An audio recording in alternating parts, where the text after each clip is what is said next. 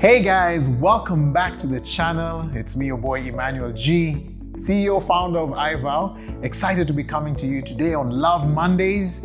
Last week we came back with a new set of videos and I'm super excited about it. And if you're tuned into this channel or on today, we talk about all things love. And for the most part, for the last few months and last few weeks, what we have been doing is talking about a journey that I undertook at a point where I was, I felt like, I was struggling and something needed to change within my marriage or my relationship for me, or rather to experience a much richer, much healthier relationship. So this has been the journey.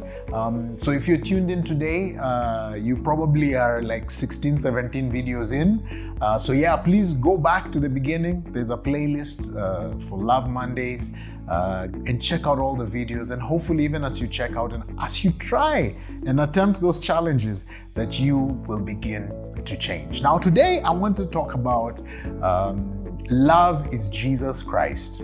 All right, so now in the beginning, when God decided he wants to create something, he spoke so many things into being.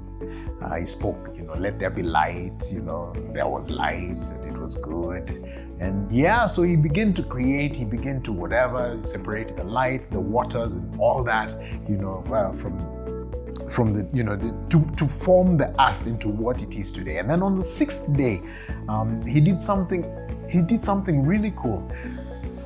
He said, I'm going to create my crown jewel, my masterpiece of this creation, the people who are going to enjoy everything that I have created. And he said, I'm going to create them in my own image and my own likeness. So out of the ground, he forms a man and he breathes into him, and voila, dude comes alive. That's the first man ever. His name was Adam.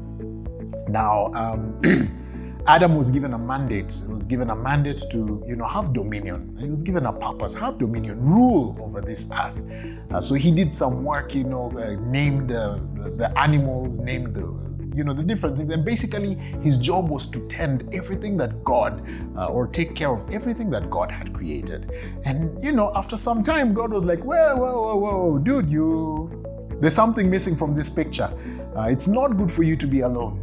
So I'm going to create for you your partner. So anyway, puts him to sleep, creates Eve. And here they are, a man and a woman. So Adam is so excited that, oh man, this is mine, flesh of my flesh, bone of my bone. I will call you woman. And that's how woman came into being. Now, even as they carried on what God had, desired for them, and, they would attend to the creation and they would, fellowship with God. At some point, they were deceived by the devil, and in being deceived, they fell into the first sin, and as a result, they were kicked out of the garden. But here's the thing: God had said that when they eat of that fruit, they are going to die. But we can see clearly that they did not die, because he kicked them out of the garden and they ended up bearing kids and continuing living to some crazy amount of years. But what God meant, by dying means that they were going to be spiritually dead, means that they were going to be separated from God, meaning that we in our nature are going to be separate from God, as in we're living on our own. So what that did is that because of our fallen nature, because of our brokenness, we fell into sin and we kept deteriorating as the years, went by, and it did not please God. And it's interesting what the psalmist says, because God had a great plan for us, and it was a plan, for prosperity. It was a good plan. It was a righteous plan, a plan that we would have been enjoying today. Half the issues that we struggle with today, we probably wouldn't have been struggling with them if we hadn't, gone against God. But listen to what David says in 51:5 of Psalms. He says, "Surely I was sinful at birth, sinful from the time my mother conceived me." And Isaiah says it in 64:6. He says that, all of us have become like one who is unclean, and all our righteous acts are like filthy rags. We all shrivel up like a leaf, and like the wind, our sins sweep us away. Guys, this is the reason why we act the way we do. The selfishness, the self-centeredness, the impatience, the dissension that we have towards it, the jealousy that we have towards each other, the envy that we have towards each other. This is why we act the way we do. And that's why we struggle in our relationships, not just with our spouses, but relationships in general. But God had a plan. And he said, you know what? I'm coming to restore. And listen to what Paul says in Romans 5:6. He says, you see, at just the right time, when we were still powerless, or when we were still sinners, Christ died for we, the ungodly. In fact, in Philippians, he goes on to say this, that who being in the very nature God, did not consider equality with God something to be used to his own advantage. Rather, he made himself nothing by taking the very nature of a servant, being made in human likeness, and being found in an appearance as a man. He humbled himself by becoming obedient to death, even death on a cross.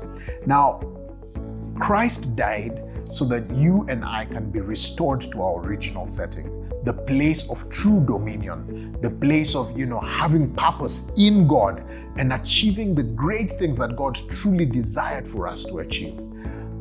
And it's being in him that he begins to restore us to him.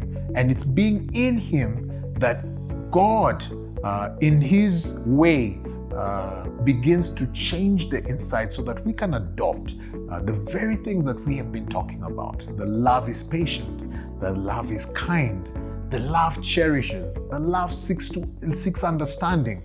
All those things that you have been learning or hearing about for the last 16, 17 weeks, this is what God desires for each one of us. And guys, as we said it in the last video, you cannot give something that you do not have.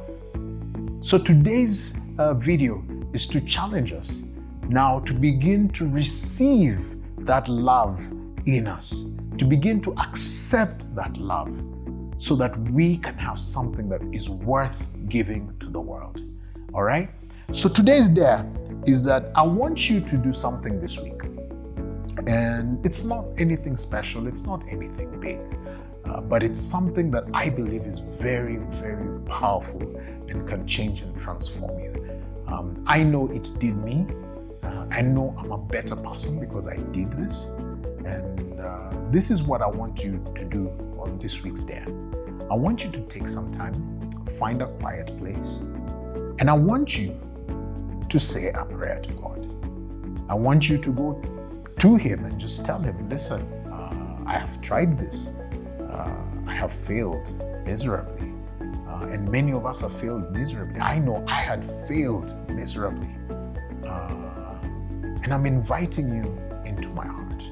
I'm inviting you so that I can be restored to the man that you called me to be, to the woman that you called me to be. I'm inviting you to take over my heart and to bring the right change that I need in order to prosper in my relationship. Invite God into that space.